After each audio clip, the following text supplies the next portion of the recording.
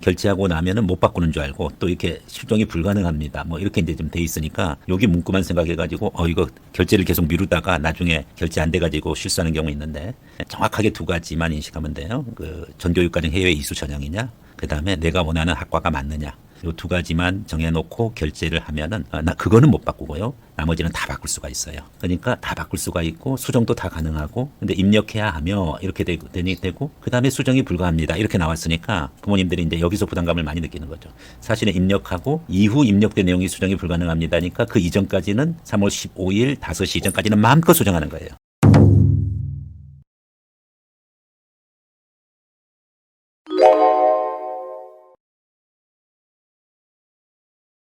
디지털 파일로 되어 있는 사진.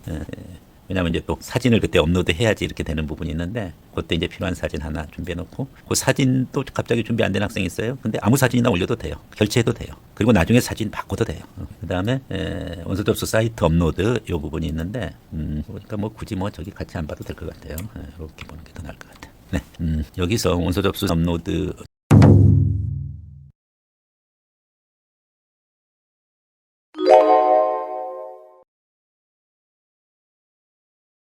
저기 뭐냐 사이트 직접 업로드에 입력이 있고 업로드가 있는데요. 입력은 이제 요게 좀 조금 좀 복잡해요. 수학기간 기록표가 이제 양식을 이제 좀 보시면 아시겠는데 날짜까지 입학 날짜까지 학기 시작 날짜까지 초등학교 1학년 1학기 시작 날짜서부터 그다음에 이제 끝나는 시기 6학년 언제까지 그다음에 또 이제 그런 부분 것을 다 입력을 해야 되고 특히 이제 저 수학기간 기록표랑 해외학교 관련 기록표 요 두 가지를 뭐랑 비교하냐면은 출입국 사실 증명이랑 비교를 해요. 그 출입국 사실 기록이랑 저 수학기간 기록표에서 학기의 시작과 끝이 분명히 학기 중인데 한국에 와 있었다. 이 부분 거에 대해서 집중적으로 추궁을 많이 해요. 정상적으로 학교 생활한 거 아니지 않느냐. 그래가지고 가장 복잡했을 때가 코로나 때였어요. 그래서 다른 온갖 증빙서를 떼고 막 그랬었어요. 그 양식 잠깐 보면은요, 서식과 일만 따로 여기 있네. 옛날 거밖에 안 뜨네 서식이. 이쪽으로 떼야 되는데 역시 서식을 또 없앴어요. 여기로 와서 여기 있네요. 여기 이제 수학기간 기록표 해외활동 비교과 확인서 이렇게 돼 있으니까요. 요걸 이제 잘 제대로 좀 준비를 좀 하셔야 되는데 이렇게 생겼어요. 그래서 자기 해당하는 거. 그래서 어차피 글로벌 인재대학은 옵션으로 더 추가로 넣을 수 있으니까요. 중고교 과정 아니고 재국민 전형 초중고 전체 여기 클릭하고 그냥 체크하는 거죠. 클릭하고 요 부분 거 하고 그다음에 모집 단위 성명 나와 있을 거고요. 학교 학제 전체 지금 다닌 국제학교가 12년제 학제죠. 네, 그러면 12년제 기준으로 하고 일본 소재도시하고 그래서 이제 초중고 순서대로인데 똑같나요? 우리처럼 633 이 기준인가요? 624 그럼 미국 학제 비슷하게 그러면 이제 624면은 이제 여기서 이제 거꾸로 학교명이 이제 똑같이 세 개를 써줘야 될 거예요. 같은 학교로 돼 있으면은. 그러면은 1학년 1학기서부터 6학년 2학기, 그 다음에 7학년 1학기서부터 8학년 2학기, 그 다음에 9학년 1학기서부터 12학년까지. 그렇게 해서 넣게 되고, 다른 특기상, 수학기간, 중복수학, 올반, 뭐 이런 게 있으면은 넣어주면 되는데, 특별한 게 없으면은 요 기준으로 해서 하는데, 날짜 같은 거를 좀 미리 좀 확인해 두시면은 좀 좋긴 좋아요. 예. 그 입력 양식에 따라 가지고 그 기준으로 이렇게 보시면 되는데요. 예를 들어서 뭐 수학기간 기록표다 그러면은 이런 데는 이제 어차피 한국어 이름이 없잖아요. 네. 이제 영어로 이렇게 쓰셔야 되고요. 소재 국가나 소재 도시도 뭐 굳이 뭐 한국어로 하지 말고 영어로 해도 관계는 없을 것 같아요. 특이사항 이런 거 있으면 이런 건 한국어로 해주시는 게 좋고요. 네.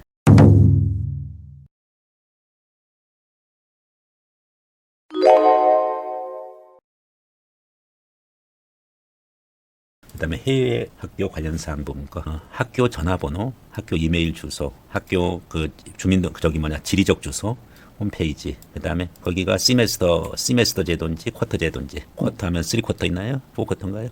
한번 확인하시고요. 여기는 학기 시작과 종료인데 이건 매년 약간 달라지는데 초등학교, 중학교, 고등학교 그래서 1에서 6학년, 7, 8학년, 9에서 12학년 그 기준으로 하는데 아마 같으면은 똑같이 적으면 되는데 학기 시작과 종료는 같을 수도 있고 다를 수도 있어요. 그래서 이거는 뭐 매년 약간씩 달라지기 때문에 표준적으로 이제 정해주면 돼요. 초중고를 그래서 한 번씩 같은데 뭐 학기 시작일도 뭐 큰 차이는 없을 거예요. 그런 식으로 이제 하고 다 입력하는 거예요. 입력. 요 부분 것도 학교명 영어로 쓰고 주소는 일본어로 써도 되고 사실은 영어로 써도 돼요. 아마 일본어 영어 변환할 수 있을 거예요. 그래서 아마 그 학교에 다 나와 있겠죠 영어로. 그래서 그렇게 해주시면 되고요.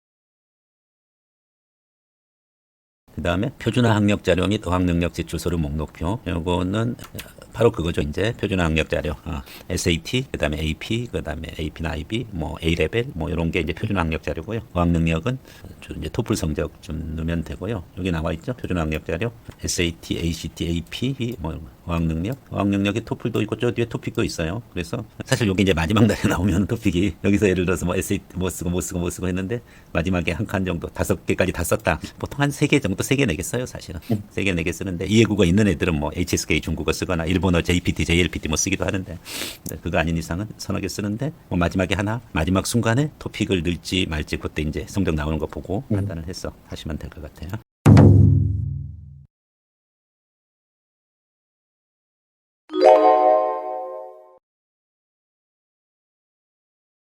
비교과 활동 기록표 요거 이제 입력해야 되는데 요게 이제 가장 중요한 그런 이제 실적이에요, 사실은. 그러니까 원래 교과 부분 거는 이제 성적 증명서 부분 것으로 해서 들어가기는 하고 그다음에 어학 성적이나 뭐 이런 부분 거 내긴 내는데 사실 이제 말씀드렸듯이 어떤 정량적인 지표 말고 좀 좌우하는 게 비교과 활동 기록표인데 요 부분 것을 직접 입력해서 좀 제대로 해야 되는데 요거 입력할 때 그때 이제 어떤 활동 기록하고 옆에다 활동을 요약을 해야 돼요. 뭐 300자 요약, 500자 요약, 700자 요약 뭐 대학마다 다른데 그게 어떻게 보면은 옛날 자기소개서 쓰는 거랑 똑같아요.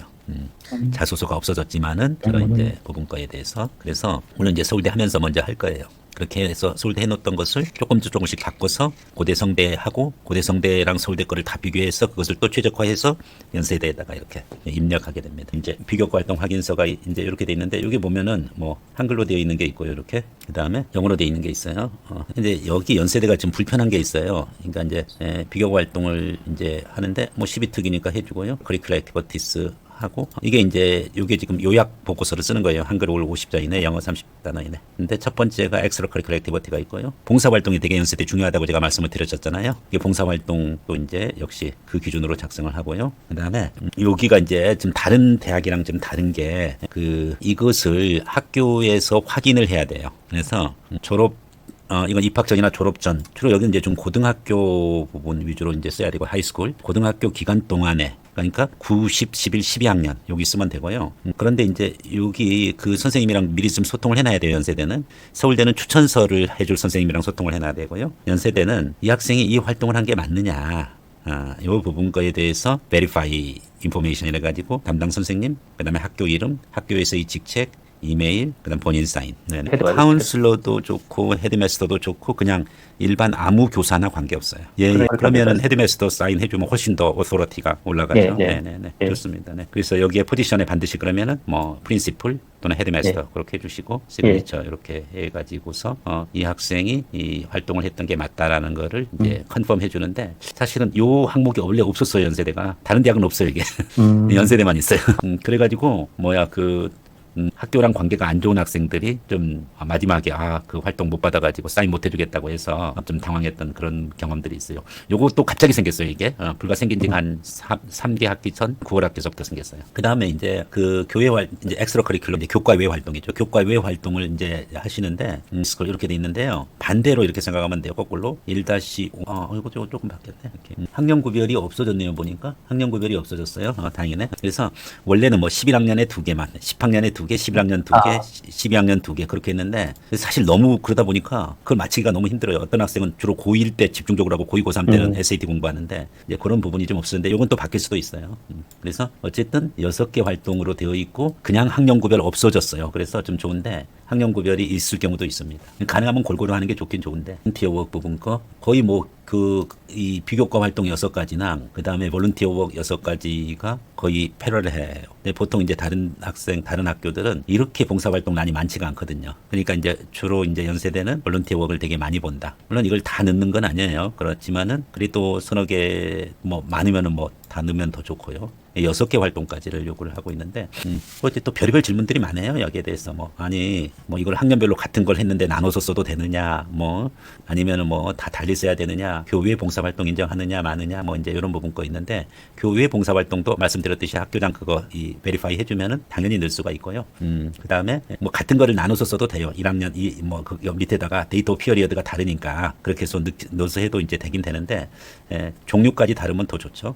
그래서 그 기준으로 총 6개의 활동이라고 보시면 되고요. 6개 종류라고 볼 필요는 없어요. 따로따로 적어야죠. 네네. 봉사활동 자체가 다를 거 아니에요. 그렇죠. 네네네. 뭐 그런 쪽으로. 그거는 여기 좋다. 엑스트라커리큘럼. 그래서 제가 이번에 이제 그 아까 3개 정도 우리 이제 저기 교과 관련 프로젝트를 하자. 그래서 이제 경제 관련되는 거 아까 아베노믹스랑 유럽 저기 러브 전쟁 그다음에 AI가 일자리 미치는 영향 있잖아요. 그런 부분 거는 이제 전공 마인드들을 키우려고 하지만은 이제 그것을 거기서 2가지는 학교에서 이미 또 활동하고 있는 거래요. 그래서 이제 그 부분 것은 그러면은 충분히 엑스트라커리큘러 액티비티에다 넣을 수가 있는 부분이고 커리큘러 액티비티가 무조건 비교과 활동이라고 해서 공부랑 무관한 활동이 아니라 엑스트라커리큘러 속에는 에커데믹 액티비티도 다 들어가 있는 거예요. 그래서 교과는 우리 기준으로는 무조건 성적표 이거고요. 그다음에 해당 교과 관련되는 학술 활동도 역시 엑스트라커리큘러 액티비티에 들어가는 거예요. 예, 충분히 들어가죠. 그 지금 이제 예를 들어서요. 이제 연세대 같은 경우는 저렇게 6개밖에 못 넣잖아요.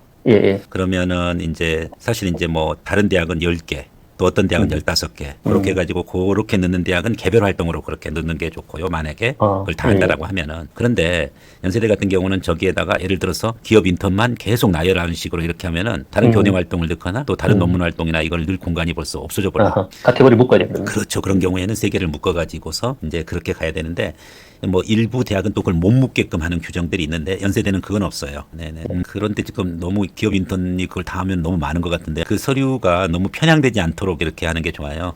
네, 너무 한쪽 부분 것만 포커스가 둬가지고 가장 먼저 우선적으로 이제 그 교내 활동에 이제 교내 그 프로젝트를 먼저 보니까요. 그거 하면서 그것도 있고 그 다음에 이제 외부에서 기업 인턴을 했다. 뭐 그렇게 하면 더 좋을 것 같아요. 당연히 이제 볼런티어에 들어가는 거고요. 거기서 또 너무 나열식으로 이것저것 하지 마시고요. 그 3개 중에서 많으면 2개 아니면은 그렇게 해가지고서 구별해가지고 끊어주시면 되게 좋아요. 네, 그래서 이제 예를 들어서 앞에 거는 너무 평범하고 뒤에 거 한글 봉사랑 그 다음에 코리안 페스티벌 그렇게 해서 나눠가지고 이렇게 끊으면은 훨씬 좋죠. 한국어도 해도 되고 영어로 해도 되고. 그렇죠? 네네네. 연고성이 있기 때문에 네, 그 기준으로 하시면은 아무 지장이 없습니다. 그 부분 거 이제 다 전달을 드리겠는데요. 예를 들어서 이제 잠시만요. 사실은 이제 지금 한인회에서 예를 들어서 2가지 부분 것을 한다. 그다음에 이제 또 지역사회에서 하나를 한다. 그것만 해도 이제 교외의 봉사활동이 벌써 3건이 돼버리는 거예요. 그러니까 이제 굳이 뭐 다른 쪽 하는 것보다도 학교 내에서 교내에서 할 수 있는 거 있으면은 그거 해주시는 게 훨씬 좀 좋아요. 멘토링 봉사, 멘토링 봉사, 학습 멘토링 봉사. 그것도 그래서 이제 그런 부분 것들 좀 있고 제가 그 문구는 일단은 샘플로 해서 이제 그 활동 내용은 제가 구체적으로 모르니까 어떤 내용을 했는지 그래서 이제 거기에 해당하는 거를 샘플로 해가지고서 하나 지금 보내드리려고 하는데 그래서 이제 연세대는 이제 그렇게 해서 서식 파일들을 좀 확인을 했고요.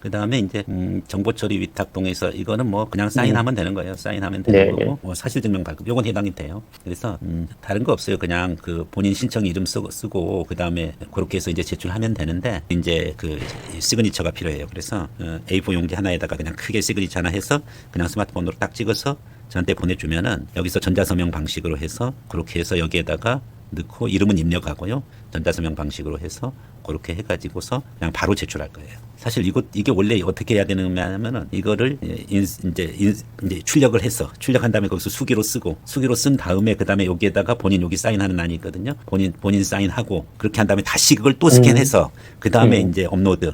근데 너무 거추장스러워요. 그래서 그냥 사인 하나 해서 그냥 바로 업로드하는 식으로 그렇게 하면 돼요. 사유서 부분 거 있는데 이제 이건 이제 돌발 상황이죠. 사실은 이제 이런 부분 거 말고 이제 어떻게든지 서류 심사를 했는데 처음서부터 이걸 내는 건 아니고 서류 심사를 했는데 이제 뭔가 이상이 발생하는 경우 많이 있어요. 그러면은 이상 발생하기보다도 자기네들 행정착오도 되게 많아요. 특히 연세대 행정착오 엄청 많아요.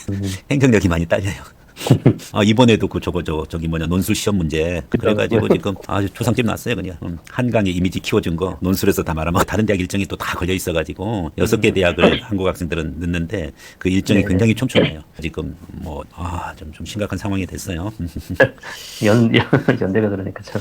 그러니까 이제 연세대는 그래요. 아니 그 시험 이거 뭐고 이제 그런 부분 것에 대해서 그렇게 민감해야 하지 않는 부분인데 학교가 대학이 연구하고 학문하고 이제 그런 퀄리티 좋은 애들 받아서 우리가 키우는 거지 뭐 이런 거 가지고 트집 잡느냐 이제 뭐 이런 식 부분 것에 어떤 그런 자존심이 있는 것 같아요. 그래서 뭐 그것도 뭐 맞는데 또 한국이라는 상황이 뭐 조그마한 뭐 0.0001% 불공정하다 그런 거 못 참잖아요. 네. 자 그래서 이제 거기까지 한번 좀 봤고요. 그다음에 사유서 내용은 다 작성을 해서 가장 많이 힘들었던 학생들도 있어요. 그 자격에서 문제가 발생하는 경우가 이제 간혹 있었는데 그런 학생들 헤쳐나가고 마지막에 가서 다른 대학은 다 자격이 안 됐는데 특정 대학만 자격이 돼서 결국은 이제 진짜 가까스로 합격하는 그 사례도 있었어요. 12특은 그래도 덜한데 3특은 네덜란드에서 온 학생인데 14일인가 날짜가 부족해요. 체류 날짜가 그래서 고민했던 아주 좀 힘들었던 학생도 있어요. 이제 저것도 좀 사유서도 잘 작성을 해야 돼요, 사실은. 그다음에 이제 그렇게 보시면 되고요. 그렇게 해서 일단은 입력해야 되는 거는 지금 여기까지 수학기간 기록표, 해외학교 관련 기록표, 비교과활동 기록표는 직접 입력하고요. 그다음에 업로드하는 거는 해당 제출 서류 이제 목록이 있어요. 그러면은 뭐뭐뭐뭐 해가지고서 업로드할 수 없고가 아니라 반대로 그 이전까지 업로드할 수 있고 그 다음에 업로드된 서류의 수정 및 변경이 불가합니다. 반대로 요 시간까지는 업로드된 서류의 수정 및 변경이 가능합니다. 제출 서류 7에서 10쪽에 지금 나오니까요. 조금 이따가 볼 거고요. 안내 11쪽이고요. 나머지 부분 거는 요거는 접수할 거니까 지장 없고 그 전화번호 연락처 부분인데 그 전화 개통이 어디 걸로 돼 있나요? 한국에서 돼 있나요? 돼 있으면 아마 통신사도 그럼 통신사 부분인데 그러면 여기 아마 이거 인증 확인할 때 좀 방식이 좀 있을 거예요. 그래서 조금 절차가 좀 복잡해요. 미리 좀 해놓으면 되게 좋아요. 그러면 너무 편해요. 너무 편해. 네. 예. 한국권 개통할 때 혹시 그 통장 본인 명의 통장 요구할 수 있어요. 그 한국의 은행의 자기 개설 통장. 본인 이름 계정 되게 결제해 주잖아요. 미성년자들. 예. 그런데 이제 본인 명의로 이제 본인폰 개설할 때 개설 통장이 있는데 하나 해 놓는 것도 괜찮아요. 그냥 돈 10,000원 정도 넣어놓고 그냥 은행 가서 딱 해주면은 그거랑 인증이랑 다 같이 연결되거든요. 은행 가서 요새는 뭐 금방 개통되니. 그래서 모든 게 다 스마트폰 통해 가지고 인증하고 다 디지털화돼 있다 보니까요. 그 넣으면 이제 그렇게 됐고 6회 제한 해당 받고요. 9월 학기부터 넣으니까 9월 학기 넣고 6회 하고 또 학년이 바뀌니까 그 다음 3월 학기 또 6회를 넣을 수 있다라는 걸 제가 계속 말씀드렸고요. 6회를 몰라가지고 막 7번째 8번째 막 넣으면은 그 이후 거는 합격하더라도 다 취소되는 거예요. 네. 3월 입학 합격자는 무조건 9월 입학 지원할 수 없어요. 그래서 이것도 3월 입학서부터 먼저 지원하면 안 돼요. 그래서 9월 입학 먼저 지원하고 9월 입학 그럼 합격하면 3월 입학에 지원 못하는 거 아니냐? 그건 가능해요. 지원할 수 있어요. 그건 학년이 또 바뀌니까. 네. 자, 이게 이제 저거죠. 초중고 정교육과정 해외 이수자와 글로벌 인재대학. 글로벌 인재대학은 무조건 지원하는 거예요. 근데 이제 여기서 이제 초중고 정교육과정 해외 이수자 요 부분 거에서 두 가지 UIC로 할 거냐, 일반학과로 할 거냐. 요걸 이제 판단을 하셔야 되는 부분이고 여기 관련해서 어저께랑 조금 얘기를 좀 했었어요. 나머지는 뭐 크게 관계없고요. 전용료 15만 원 두 번이니까 30만 원 결제하게 되고요.